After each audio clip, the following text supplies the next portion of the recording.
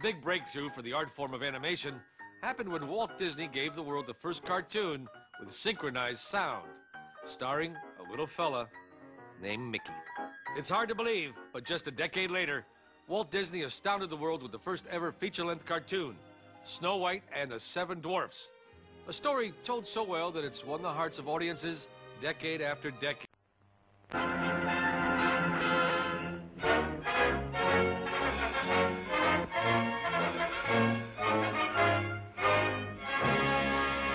More than 250,000 paintings like these were created by Walt Disney and his staff of artists to make the most daring adventure in the history of motion pictures, with new and amazing characters: Snow White, warm, human, the lovable Seven Dwarfs. But let Walt Disney tell you about them himself. Dwarfs' names fit their personalities.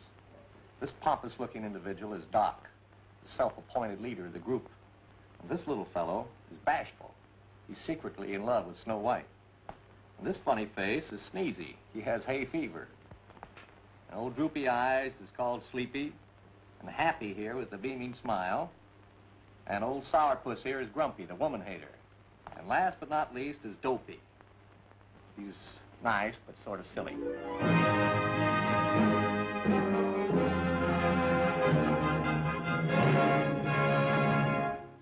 The goal of this group has been to do an animated feature from the day I started. This was the holy grail of computer graphics, to get to the point where you could do the feature film.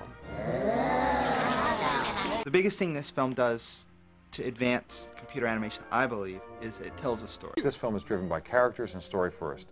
And even though it is the first ever computer animated film, the technique that we're using is secondary to the story that we want to tell. I think if there had been another movie done in this technology, you'd still feel like you were seeing the first of this kind of film because of what John does with his characters. It's a very different thing.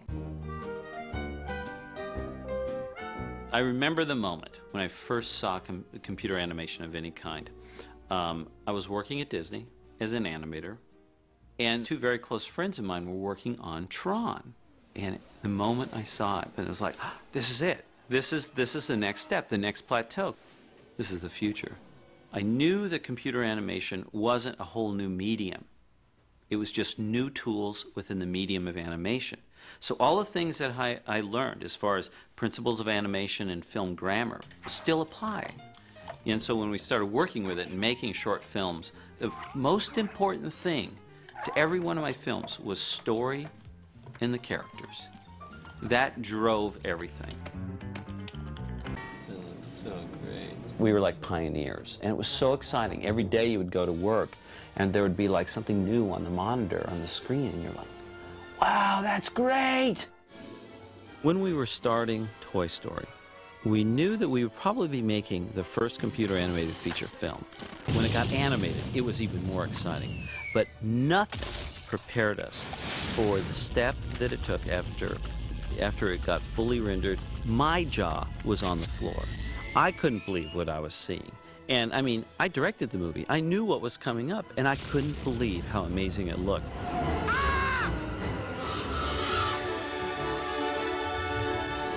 Hey, Buzz! You're flying! This isn't flying, this is falling with style. Toy Story is just the very beginning of what can be done in this medium. And it's just the first inkling of what can achieve here. It isn't often one can say, you know, I had a lifelong dream and we fulfilled it. And now in fulfilling that, we can look and say, we've now started something extraordinarily new, and it's going to forever change the way that animated films are made. Everybody's going to notice and talk about the fact this is the very first computer animated feature film. But the computers are just tools. They didn't create this picture. It's the people that created the picture. And we had such a fantastic group of people. And I had so much fun working with them. And that's what I'm going to remember for the rest of my life.